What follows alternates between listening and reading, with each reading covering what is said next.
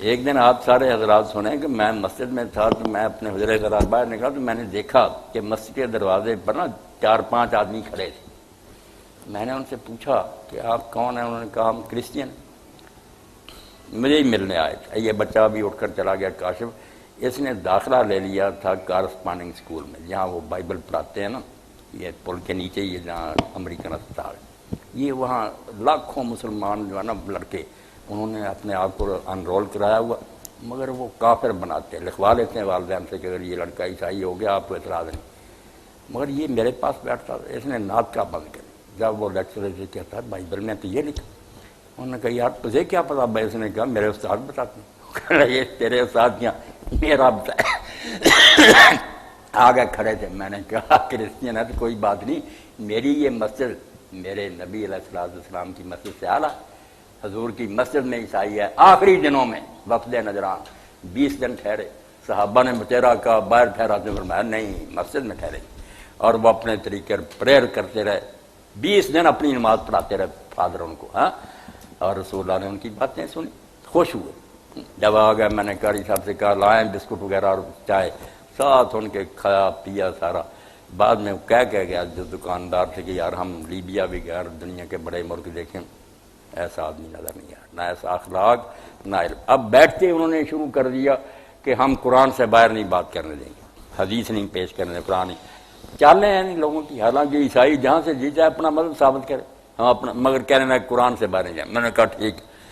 کہنے لگے سورہ آل عمران میں آتا کہ عمران کی بیوی نے کہا کہ اللہ مجھے بیٹا دے گا تو میں مسجد کی خدمت کے لیے، امرات عمران لکھا، تو مودودی صاحب کہتے ہیں کہ یہ عمران کی بیوی نہیں تھی، عمران موسیٰ علیہ السلام کے والد تھے، یہ ان کے خاندان کی عورت تھی، ہاں، تو عمران تو موسیٰ کے والد تھے، مگر قرآن نے کیا دیا؟ عمران کی بیوی۔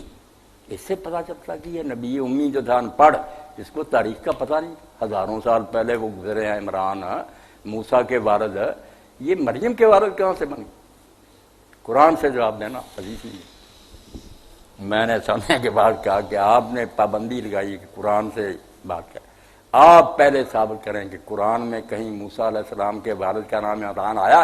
اب یہ سوال ان کے ذہن میں نہیں تھا، یہ بھی کوئی، میں نے کہا میں اب تاریخ کی طرف نہیں دوڑنے دوں گا، میں جانتا ہوں کہ ہارون کے والد ہی موسیٰ کے، مگر بات جب قرآن کی ہے تو قرآن میں دکھایا نا، کہیں ذکر آیا کہ موسیٰ اور ہارون کے والد کا نام عمران تھا؟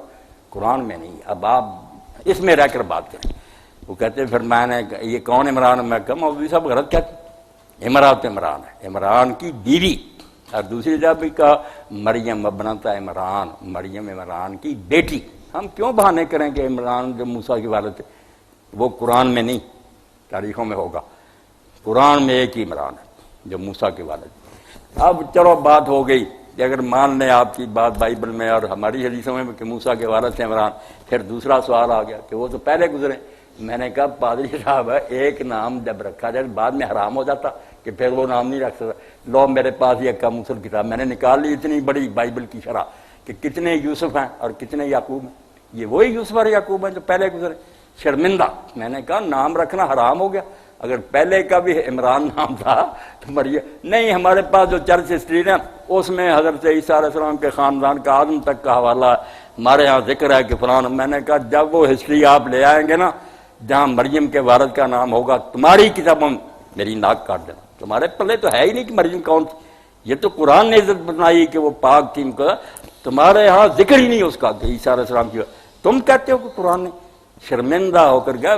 پڑھنا چاہیے میرے بھائی، عیسائیوں کا، مرزیوں کا علم ہونا چاہیے۔